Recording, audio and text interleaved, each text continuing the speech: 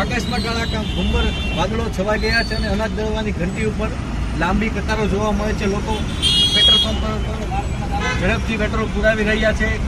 લોકોમાં ભયનો માહોલ છે કે ફરી વખત પૂર આવી જાય સુરતમાં. તમને શું લાગે પુલ આવશે બીજી વાર? મને તો એવું લાગે છે કે પૂર આવે નહીં, પણ આમાં કઈ નક્કી ન કહેવાય ભાઈ. પણ અત્યારે મોટભાઈ ચોમાસું છે નહીં. ઈ મોટભાઈ કઈ નહીં, એટલે કીધું એટલે આવશે. અંબાલાલે કીધું એટલે આવી છે હે, પણ ચોમાસુનો માહોલ છે નહીં, ઉનાળો કહેવાય, આમાં એવું કઈ ન થાય. હું કે ખોટી નો છું, આને તો કાળા વાદળ છે એ વાત કલર કીધો છે કે ધુમાડો કર્યો એ વાત તમારી સાચી, પણ આ ઉનાળો કહેવાય, કાળો ઉનાળો કાળું વાદળા થાય. મારી વાત તમે સમજો મોટભાઈ? હા તો ઘોર કાળું અંધારું.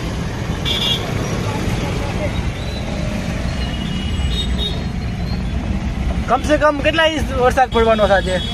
મારા અનુભવ પ્રમાણે 10 થી 12 ઇંચ વરસાદ આવવો જોઈએ. મિનિમમ 10 ઇંચ તો વરસાદ પડશે તે મને વાદળો જોતા લાગી રહ્યું છે. આજ લગીનમાં મારે 25 વર્ષના અનુભવમાં આવો ભયંકર માહોલ કોઈ દિવસ નથી સર્જાણો. ખરેખર આ ભયંકર માહોલ તો છે, પણ એટલો બધો ભયંકર છે?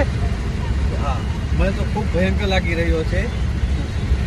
તો શું આપણે બધાને રેનકોટ બહાર કાઢવા પડશે? રેનકોટ તો બહાર કાઢવા જ પડશે, સાથે સાથે આપણે પણ ઘરની બહાર નહીં નીકળવું જોઈએ. ઓછું નીકળ્યા છે. હા, ઓછું કામ પૂરું. જો શક્ય હોય તો ઘરમાં જ રહેવું, તો બહાર ના નીકળવું. તો મારું એવું કહેવાનું છે કે ભયંકર વરસાદ પડશે તો લાઇટની કોઈ તકલીફ પડશે?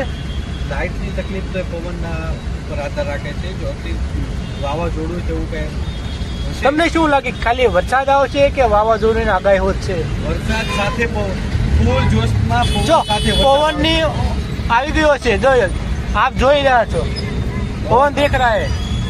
પવન આવશે, પવનની સાથે વરસાદ આવશે. પવનની સાથે વરસાદ આएगा तो कितनी झड़पी से पवन आएगा? પવન 40 કિલોમીટર પ્રતિ કલાકની ઝડપથી પવન આવશે. ઓહ, તો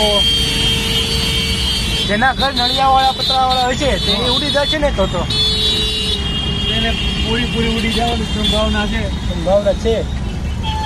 આપ જો અત્યારે જોવો ને તો ગાઢો પવન આવે છે.